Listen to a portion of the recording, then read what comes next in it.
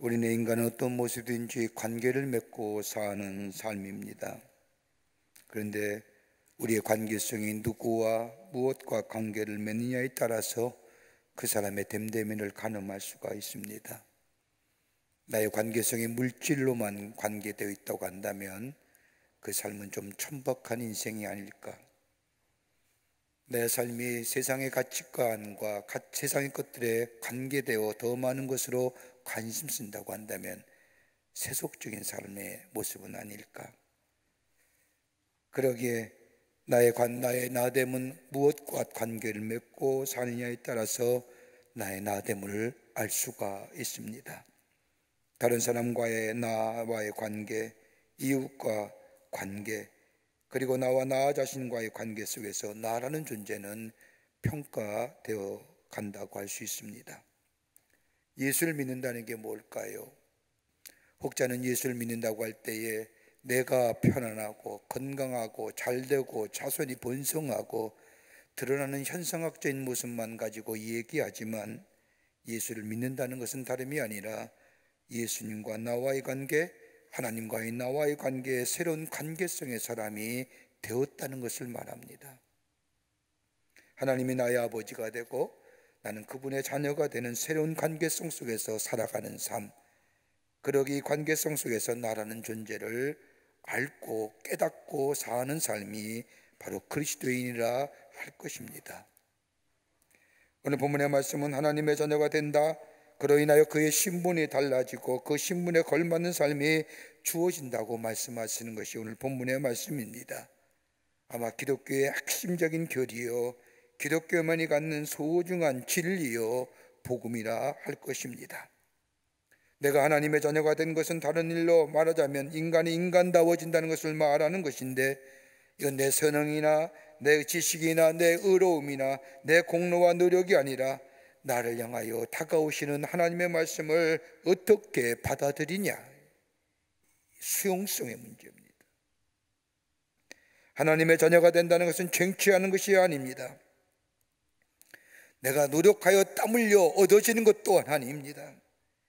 하나님께서 나를 위하여 보내신 예수님을 믿는 것과 더불어 나를 죄를 위하여 십자가에 달려 돌아가시고 대속물로 죽으시고 나로 하여금 죄에서 자유롭게 하여 주셨다는 이 놀라운 십자가의 복음을 받아들이게 될 때에 내 안에 의로움이 덧입혀지고 하나님의 자녀라고 하는 새로운 신분이 되어지며 그 신분에 걸맞는 삶의 모습으로 살아간다는 사실을 믿어지는 사람, 믿는 자,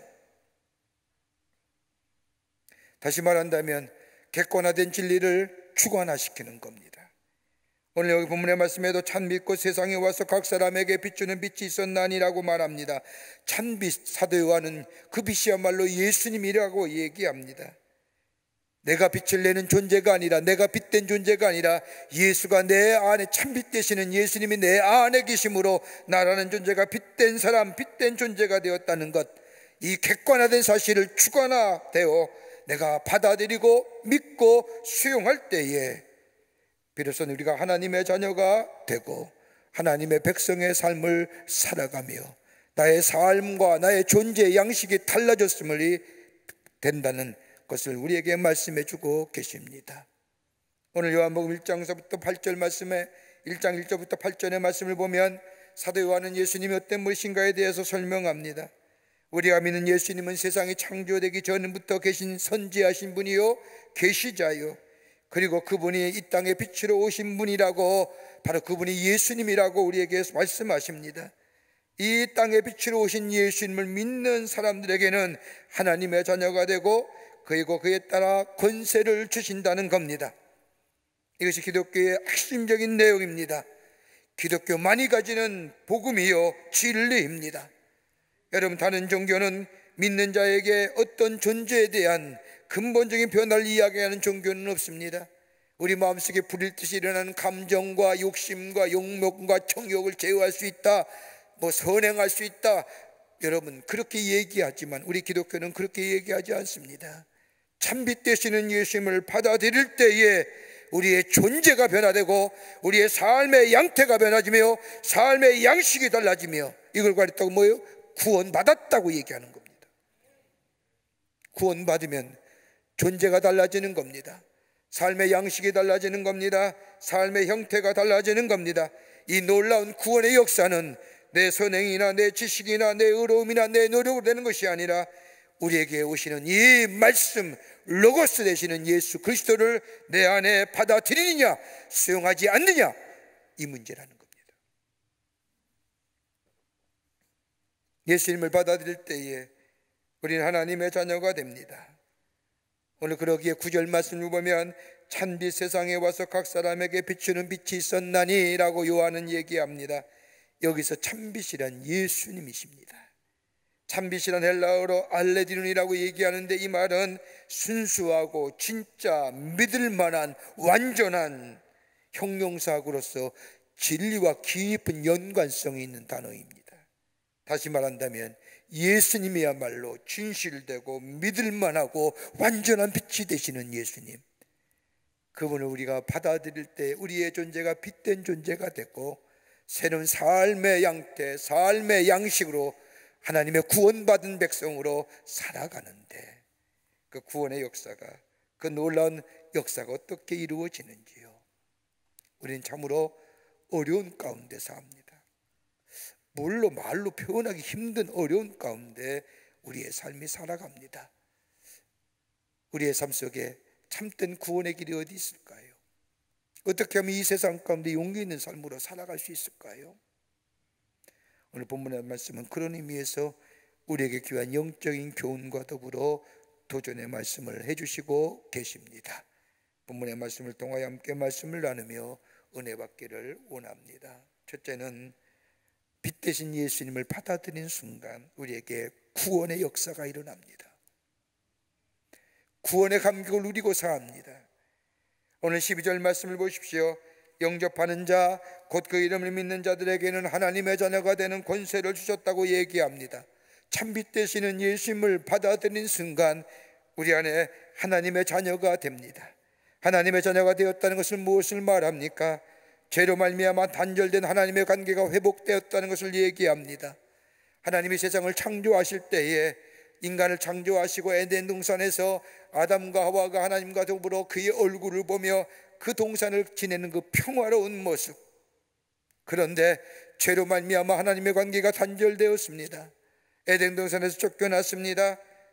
그러기에 하나님의 엇다치를 피하며 삽니다. 그랬던 깨어진 관계가 오늘 본문의 말씀을 보면 그 이름을 믿을 때에, 참빛 되시는 예수 그리스도를 믿게 될 때에 우리 안에 관계가 회복됩니다. 그 관계의 회복이 뭐냐?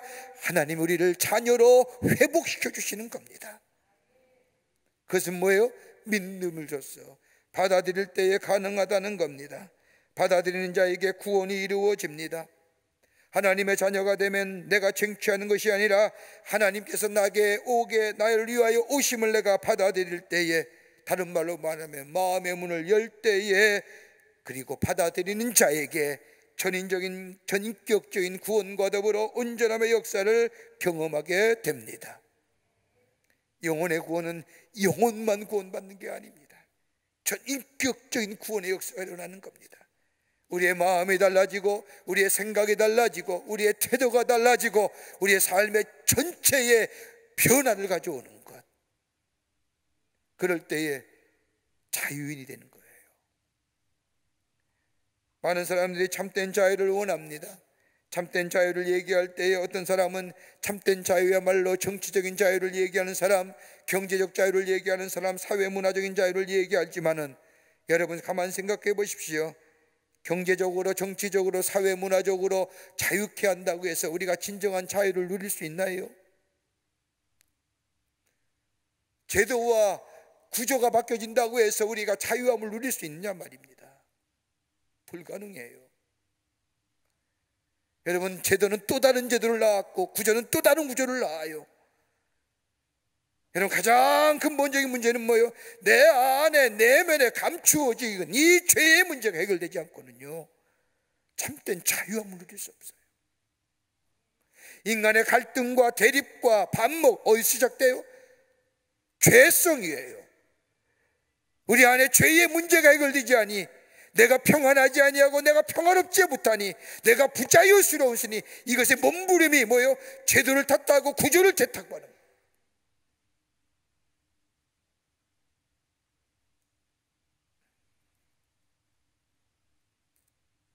우리 내면의 깊은 곳에 자리 잡고 있는 죄의 문제가 해결되지 않고는 진정한 자유를 누릴 수 없습니다. 정욕과 이기심으로 읽어진 우리의 심령들, 여러분 잠시 방심하면 나도 모르는 사이에 불쑥불쑥 올라가는 이 감정의 욕구들, 여러분 죄는 어느 때 지어요? 내가 어느 날 몇 시에 죄졌다고 죄짓겠다고 얘기하는 사람 아무도 없어요. 충동적이에요. 다분히 즉흥적이에요. 왜요? 내 마음을 다스리지 못하고 내 마음을 잊어버릴 때에 즉흥적이고 충동적인 것입니다.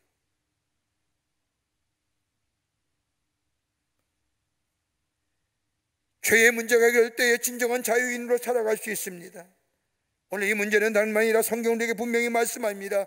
진리 되시는 예수님께서 이 땅에 오심에 그 예수님을 내가 받아들이고 영접할 때에, 수용할 때에, 다른 말로 말하면 예수님 우리의 삶의 주인 모시고 사는 우리의 삶이 될 때에 내 죄의 문제가 해결되고 내 마음이, 내 감정이, 내 태도가, 내 삶의 모든 것이 다 예수의 통제 아래 있게 될 때에 그 삶은 구원받은 백성으로, 자유인으로 유혹을 이길 뿐만 아니라 넘어서는 참된 자유함을 누리는 구원받은 백성의 삶으로 살아가게 됩니다. 이게 세상을 이기는 길이에요. 미국 뉴욕의 블리클린의 플리머스라고 하는 교회 아주 오래전 1928년에 있었던 일입니다. 어떤 할머니가 예배가 끝날 즈음에 손을 들고 목사님에게 부탁을 합니다. 목사님, 죄송하지만 처음이자 마지막으로 부탁드립니다.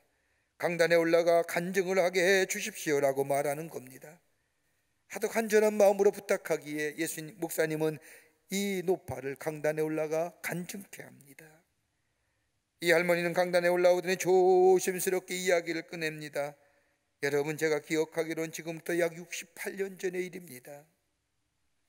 지금도 그 날짜를 난 생생하게 기억합니다.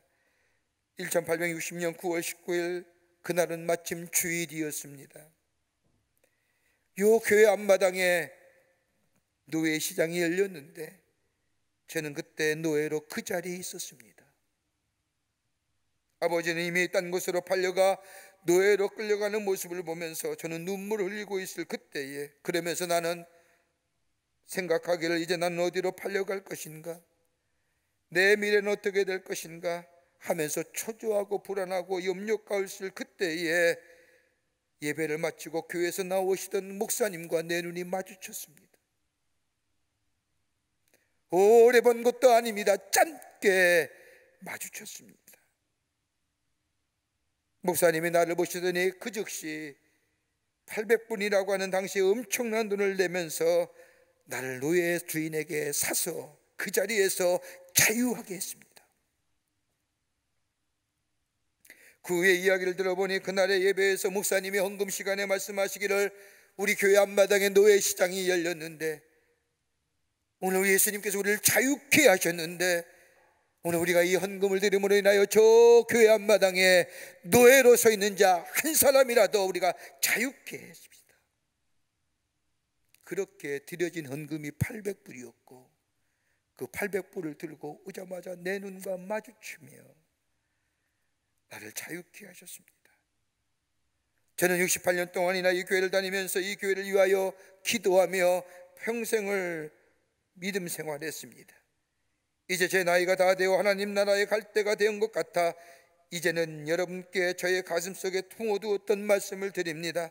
하나님의 은혜가 아니었더라면 나는 영원한 노예로 살다 죽었을 것인데 하나님의 은혜가 나 같은 사람을 살리셨습니다. 흑암에서 빛으로, 소망으로, 어둠에서 빛으로. 그러기에 이 은혜, 내가 저 하나님 나라에 가더라도 이 은혜를 찬송할 것입니다라고 고백하였다고 합니다. 빛으로 오신 예수님, 우리 마음의 불안과 염려와 걱정과 두려움과 누구나 다 가지고 있는 잿빛의 그림자, 어두운 그림자, 이거로부터 자유롭게 몸부림치려고 애쓰지만 자유롭지 못한 우리의 삶 속 예수 그리스도께서, 빛 대신 예수께서 우리에게 오시면 우리 안에 어두움은 물러가고 가야 할 길을 알게 될 뿐만 아니라 내 마음의 두려움은 물러가고 빛의 자녀로, 어둠의 자녀에서 저 절망의 사람에서 소망의 사람으로 바뀔 뿐만 아니라 일그러진 형상이 회복되고 구원받은 하나님의 백성의 삶으로 힘있게 살아가는, 구원받은 새로운 존재의 삶으로 살아가게 될 줄 믿습니다. 두 번째는 권세 있는 자가 됩니다. 12절 말씀을 보면 그 이름을 믿는 자들에게 하나님의 자녀가 되는 권세를 주셨으니 라고 얘기합니다. 권세가 뭡니까? 어떤 사람은 힘이라고 말하며 어떤 사람은 권력이라고 정의합니다. 어쩌면 우리네 인간들은 힘이라고 상징되는 것, 그것이 물질이든 권력이든 힘이든 세상의 지위든 명예든 그것조차 살아갑니다. 그런데 오늘 요한복음 1장 12절 말씀에 나오는 이 권세라고 하는 단어는 헬라어로 엑수시아라고 얘기하는데, 에크라고 하는 것, 무엇으로부터, 즉 밖에서부터 오는 것을 얘기하는 에크와, 그리고 본질이라고 하는 우시아의 합성어입니다. 그러기에 엑수시아라고 하는 이 권세란 본래의 뜻은 본질로부터 오는 힘, 본질로부터 오는 힘, 이게 엑수시아예요. 권세입니다. 여러분, 우리가 가지고 있는 권세들 가만히 보세요. 그것이 물질이든 권력이든 힘이든 지위든 명예든 오래 갑니까? 오래 가더냐는 겁니다. 못 가요. 내려놔야지요. 내려와야지요. 거기서부터 자유롭지 못하면 아직도 그것에 대하여 미련 가지고 사는 어리석은 인간 되는 거예요.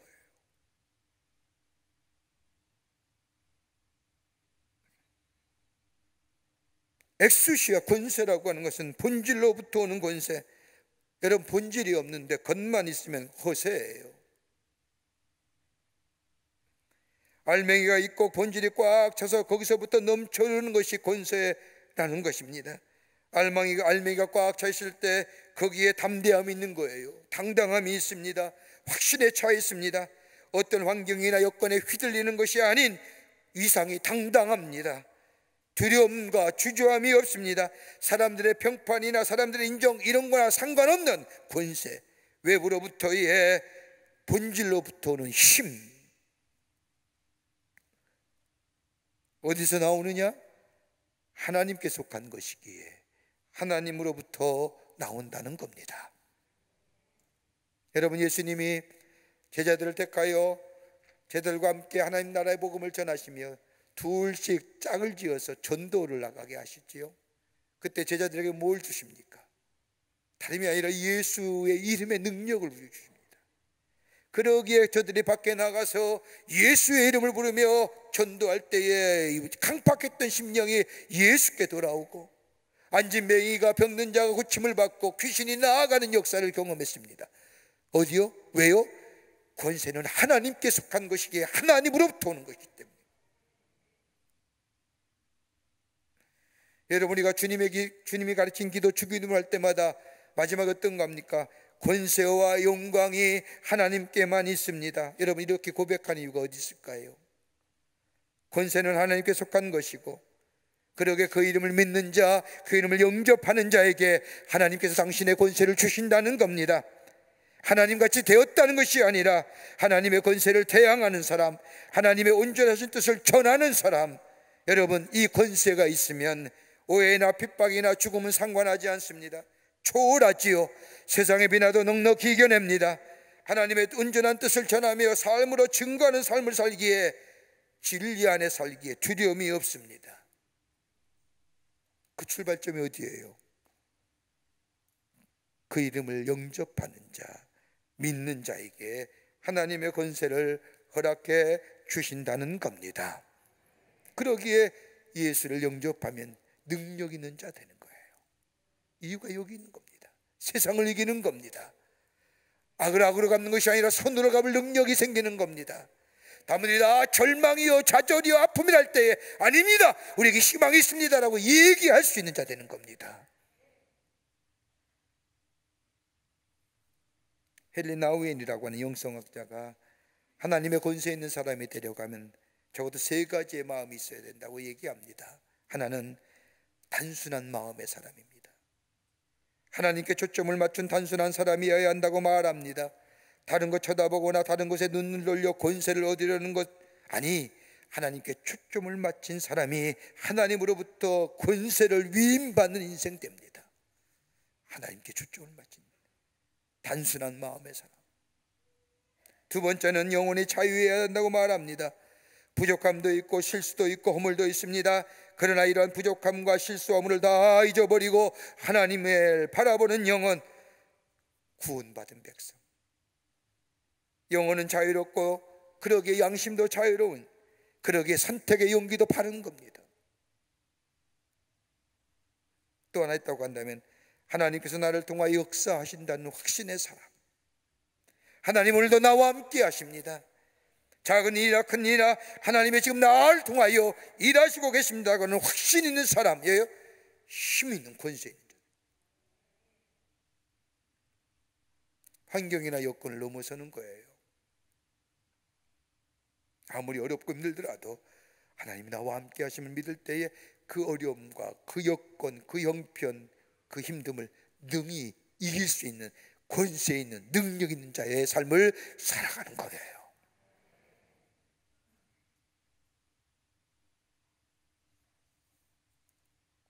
끝으로 은혜와 진리가 충만해집니다. 그 이름을 믿고 영접하는 자. 영접한다는 것은 그 이름을 믿는다는 것입니다. 받아들인다는 것입니다. 우리가 예수를 믿고 우리 예수를 우리의 삶의 주인으로 모신 사람들은 영생과 더불어 매일매일 구원받은 백성의 삶을 살아갑니다. 영생을 얻어요. 예수 믿고 구원받으면 뭘 봐요? 천국 가요. 믿으십니까? 천국 가요. 그러기에 구원받은 백성으로 거듭난 삶에서 한 발짝 더 나아가 오늘 요한복음 14장의 14절의 말씀을 보면 말씀이 육신이 되어 우리 가운데 거하심에 우리가 그의 영광을 보니 아버지 독생자의 영광이요 은혜와 진리가 충만하더라. 여러분, 이 14절 말씀이 가장 중요하고 아주 심오한 말씀입니다. 말씀이 육신이 되어 우리 가운데 거하신다고 하는 이 말씀은 진리 되시는 예수님, 말씀이 되시는 예수님이 저 태초부터 선존재이신 예수님, 태초에 말씀이 계셨다는 것은 태초가 세상이 창조하기 전부터 말씀은 존재하고 계셨는데 그 예수님께서 인간의 몸을 입으시고 우리 가운데 오셨다. 단순히 육체의 플래시의 개념이 아니라 전인격적인 것으로 우리의 상처난 마음, 우리의 괴로운 마음, 우리의 아픈 마음, 슬픈 마음을 다 아시고 우리의 연약함도 아시고 그 연약함과 슬픔과 아픈 마음을 게을치 아니하시고 우리와 똑같이 되셔서 우리와 가운데 오셔서 우리와 함께 계시는 예수 그리스도, 그게 말씀의 육신이 되어 우리 가운데 거하신다는 거예요. 그냥 된 것이 아니에요. 단순히 형체만 바뀌어진 것이 아닙니다.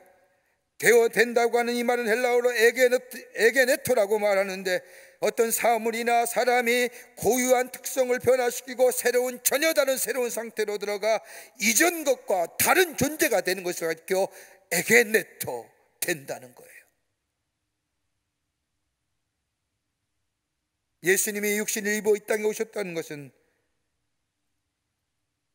전인격적인 것으로, 육체만 변한 것이 아니라 전인격적으로 변하셔서 우리와 똑같이 되셔서 우리와 함께 계셨다는 거예요. 그 이름을 받아들이는 자, 그분을 믿는 자, 영접하는 자, 뭐예요? 은혜와 진리가 충만하더라. 예수를 영접하는 순간 은혜는 신앙적이고 진리는 철학인 거예요. 다시 말한다면 신학적이고 철학적인 욕구가 다 채워졌다는 거예요. 여러분, 우리의 인생의 여정을 살면서 우리의 신앙의 가장 큰 문제가 뭘까요? 어떤 문제가 가장 큰 어려움이에요? 해결할 수 없는 가장 삶의 가장 큰 문제는 죽음의 문제예요. 여러분, 예수 그리스도를 영접하는 순간, 그 이름을 믿고 영접하는 순간 우리의 삶 속에 가장 중요한 문제인 죽음의 문제가 해결돼요. 예수 믿고 예수 안에 사는 사람은 천당 가요. 영원한 생명을 살아요. 주님과 함께 동행하며 12가지의 실과를 먹고 마시며 주님의 얼굴을 보는 저 하나님의 나라에 가서 구원받은 백성으로 천국에 가 영원한 생명을 살아요. 죽음의 문제가 해결돼요. 신앙의 문제죠. 또 하나, 진리는 뭐예요? 철학적인 문제예요. 어떤 문제예요? 내가 이 땅에 왜 사느냐 문제. 무엇 때문에 사느냐. 그 이름을 믿고 영접하는 순간 내 삶의 철학의 문제가 해결돼요. 난 누구를 위해 살아요? 예수 그리스도. 누구를 위해 살아요? 주의 영광을 위해서. 좀 더 구체적으로 말한다면 예수를 믿고 영접하는 순간 진리가 내 안에 채워졌다는 겁니다. 여러분, 세상의 진리는 가변적인 것들이에요. 변하게 됩니다. 시간이 지나고 사람에 따라 진리의 기준이 변하고 모호해집니다. 그러나 예수 안에 있는 사람은 진리가 분명합니다. 하나님의 말씀이 진리입니다. 이 진리는 변함이 없습니다. 시간과 공간과 세대와 문화와 인종을 초월해서 모든 사람에게 적용되고 받아들이는 상 믿고 영접하는 순간 그 진리가 내 안에 계시요 나를 자유롭게 하시며 내 안에 신앙의 문제와 철학의 문제를 해결해 주실 뿐만 아니라 나로 하여금 사명자의 삶으로 살아가게 하신다는 거예요.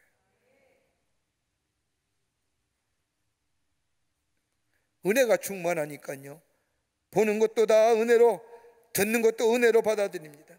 가지고 못 가지고의 문제가 아니라, 건강하고 병들고의 문제가 아니라 하나님의 은혜를 알고 은혜를 깨닫고 나니 늘 감사가 있고, 무엇을 들어도 감사하고 무엇을 봐도 감사하고. 여러분, 은혜 있는 사람은요, 감사가 넘치고, 감사는 우리의 마음속에 해독제가 되어 우리의 삶에 에너지를 증거하며 새로운 존재의 삶의 형태로 살아가게 하시는 거예요.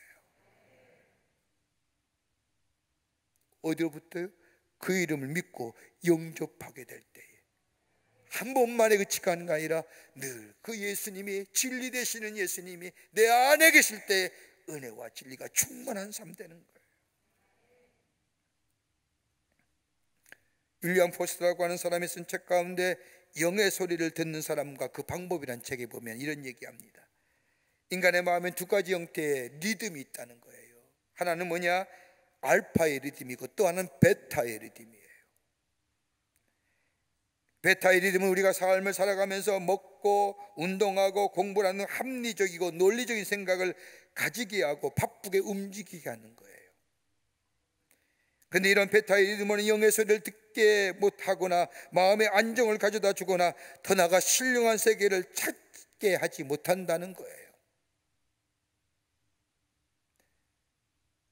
그러나 우리의 리듬의 주파수, 우리의 삶의 리듬의 주파수를 알파의 리듬으로 바뀌면 우리 마음의 안정을 얻고 산과 바다와 아름다운 꽃들을 보며 느낄 수 있을 뿐만 아니라 우리 안에 이 알파의 리듬이 있게 될 때에 하나님께 예배 드리기를 가능케 하고, 말씀을 들으며 기쁨이 넘치고 찬송을 부르면 찬송이 내게 은혜가 되고, 이럴 때에 진정한 예배가 드릴 수 있을 뿐만 아니라 우리 마음속에 이 알파의 마음이 있게 될 때에 평화로운 마음, 부드러운 마음, 온유한 마음, 온순한 마음이 있게 된다는 거예요. 이 알파의 리듬이 우리 안에 있게 되면 하나님의 영적인 세계에 감동을 받아 하나님의 놀라운 은혜와 사랑 안에서 주의 주신 사명을 감당할 뿐만 아니라 하나님 앞에 예배하며 하나님의 영이 지배하는 상태가 되고, 그럴 때에 우리 안에 선함과 온전함과 의로움과 정결함의 역사가 나타난다는 거예요. 어느 때 일어나느냐? 예수가 내 안에, 그 이름을 믿고 영접할 때에, 그리고 내 안에 예수가 계실 때에. 한번 보세요.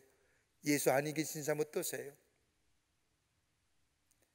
예수님이 계신 삶은 어떠하고요? 예수님이 안에 계신 삶은 지옥일 거예요. 그러나 예수 계신 삶은 우리 안에 천국일 거예요. 그 이름을 믿고 받아들이는 자. 구원은 한 번으로 그치는 것이 아니라 매일매일 순간순간 구원받으며 살아가는 인생. 그럴 때 예수가 내 안에 계시고 나의 삶을 인도해 주시고, 그뿐 아니라 내 안에 은혜와 진리가 충만케 하시고 권세 있는 자로서 세상을 이기며 세상 속에 하나님의 살아계심을 증거하는 하나님 나라의 복된 백성으로 살아가게 되는 줄 믿습니다. 찬빛 그 빛이 세상에 오셨습니다. 그 이름을 믿고 영접하는 자마다 구원과 권세와 은혜와 진리가 충만한 하나님 나라의 복된 백성으로 살아가는 놀라운 은혜가 우리 가운데 있게 될 줄 믿습니다. 이 은혜로 살아가시는 여러분과 저와 되시기를 주의 이름으로 축원합니다. 하나님 감사합니다. 저희들 사랑해 주셔서 하나님의 백성 삼으심에 감사합니다. 그 이름을 믿고 영접할 때에 우리 안에 구원의 역사가 일어나며 우리 안에 하나님 나라의 권세가 임하게 되며 은혜와 진리가 충만한, 그래서 우리의 삶의 신앙의 적인 문제와 철학의 문제가 해결되는 줄 믿사오니 그 이름, 예수의 이름 부르며 예수의 이름 안에 거하며 예수가 우리의 삶의 주인 되심을 고백하며 사는 저희들로 주의 영광을 위해 쓰임받게 하여 주시옵소서. 성령이 도우시고 우리와 늘 동행하여 주시옵기를 원하오면서 예수님의 이름으로 기도하옵나이다. 아멘.